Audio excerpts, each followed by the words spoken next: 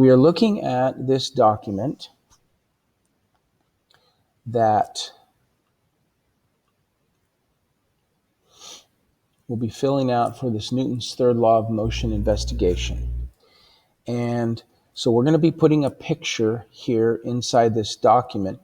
And you can insert, you can go right to the document and you can insert a drawing right in there. And boy, I am getting some pretty nasty lag here as well, so hopefully this will work. But what I'm going to demonstrate for you is that instead of drawing right in the document, I'm going to show you how to use this program called Sketchpad. And so we'll click on the link Sketchpad here, and then it will start loading in.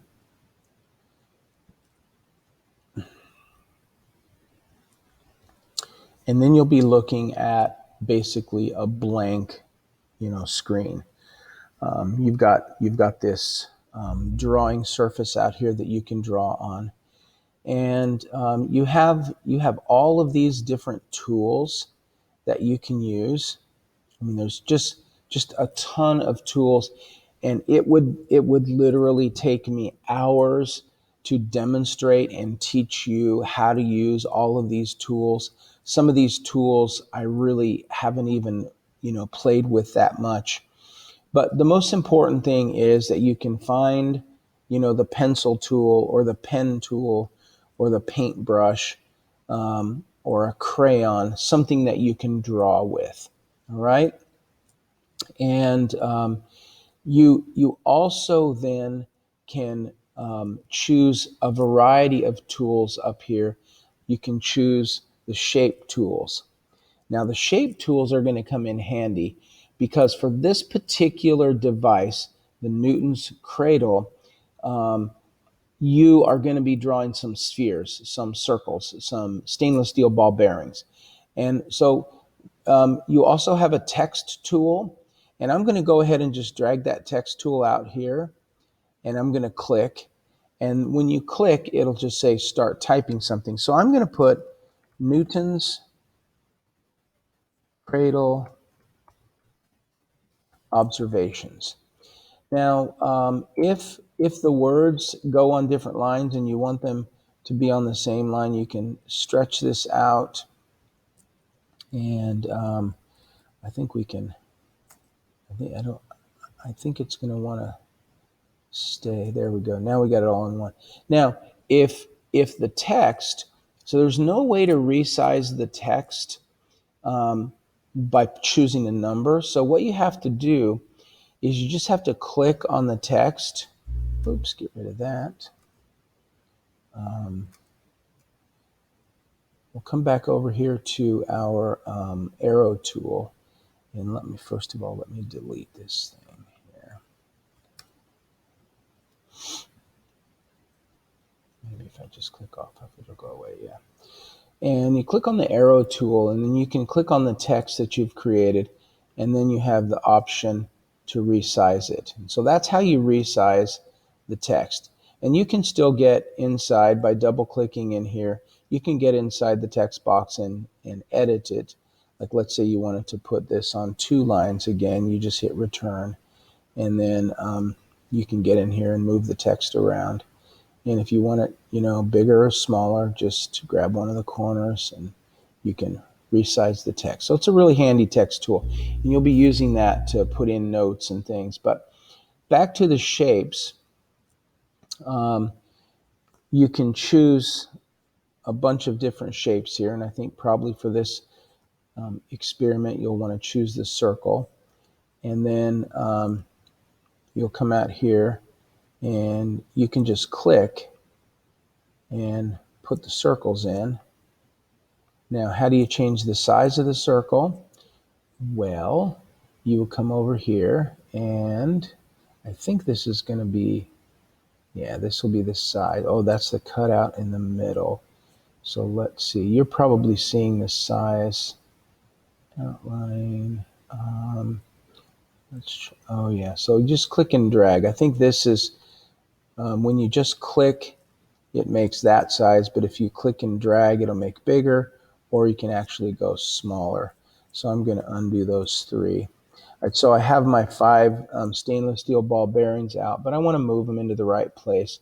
So I'm going to actually click back on the arrow tool, and I'm going to just line them up. Now the cool thing about this program is that as you're moving things around, it'll show you when they're lined up, which is pretty handy, because then you can get things set and it'll kind of snap into that position.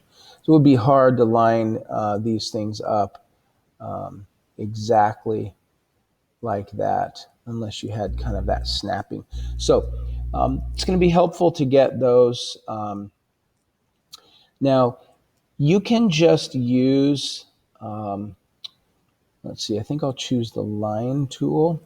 You can just use representations. You don't have to draw the Newton's cradle exactly as you saw it, but we can just draw some lines here. Oops, let's just double click that, and then we'll put another one here.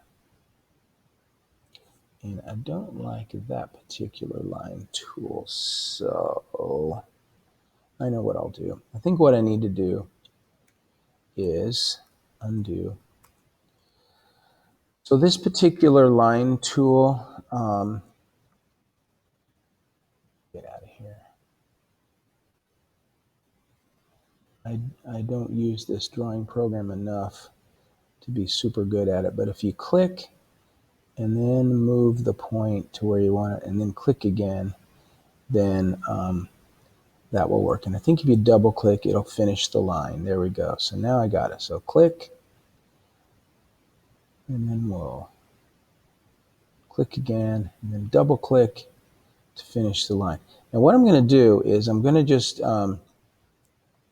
demonstrate kind of the first action that you're going to see. And so I'm going to actually move one of these up, and then I'm going to go back to the line tool. And this time the line is going to be, showing that the object has been raised. And then we'll draw an arrow. So there's an arrow tool there. And I'll just start the arrow here and point it like that. And then I'm going to go over here to this side, and I'm going to click the arrow and draw it like that. And so basically then you will be able to illustrate. Now I could add some notes in here. I would love it if you would add a note, maybe saying if you pull back one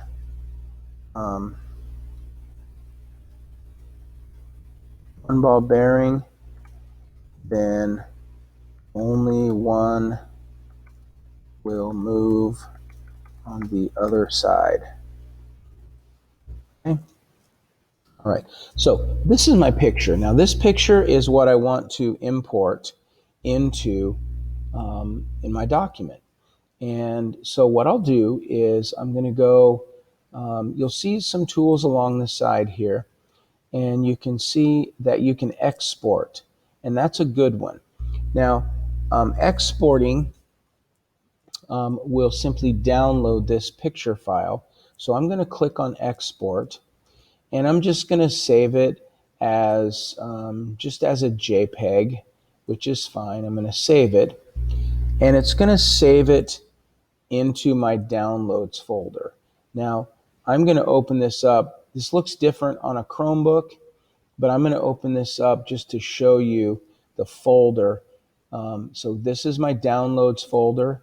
You have a downloads folder on your Chromebook, and that's where this file will go. Now, I'm going to actually just get in here and rename it. I'm going to call it Sketch 1. That way, when I go to find it later and I need it for my document, I'll be able to find it easier. So you're going to go here to export, and then you're going to export this as a JPEG, and then you're going to go back to your document. And let's see if I can find that document. I think it's right here.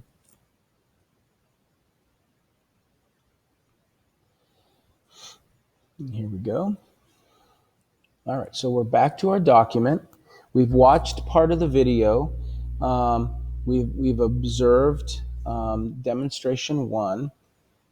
And what I'm going to do is I'm going to actually show you pieces of the video, and then you're going to be able to watch the rest. So I've got my cursor right inside here in this area. And now I'm going to go up here to insert.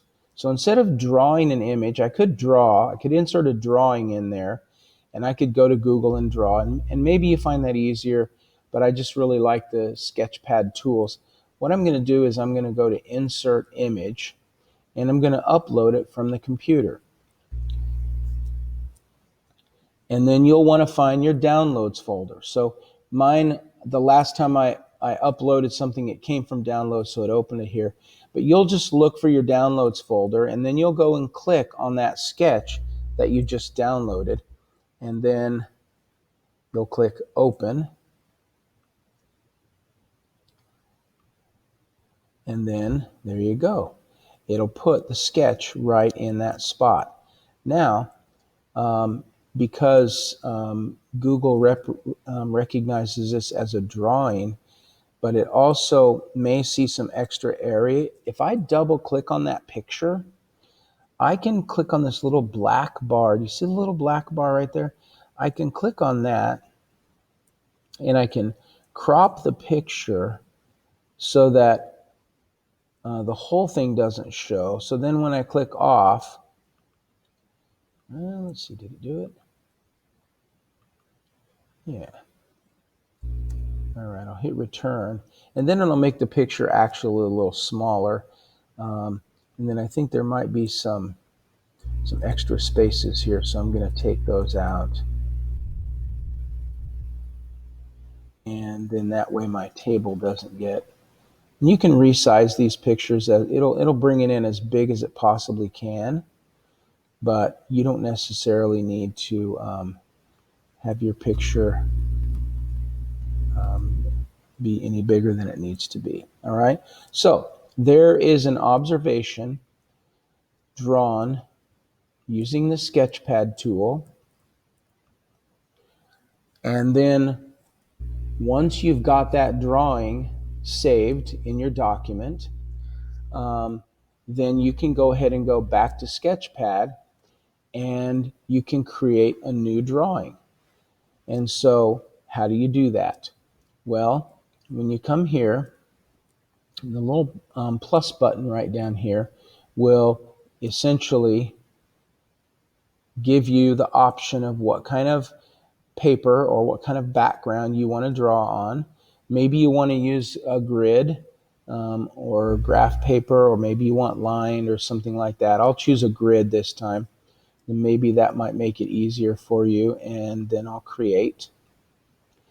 And here I am back with a blank screen and ready to draw again.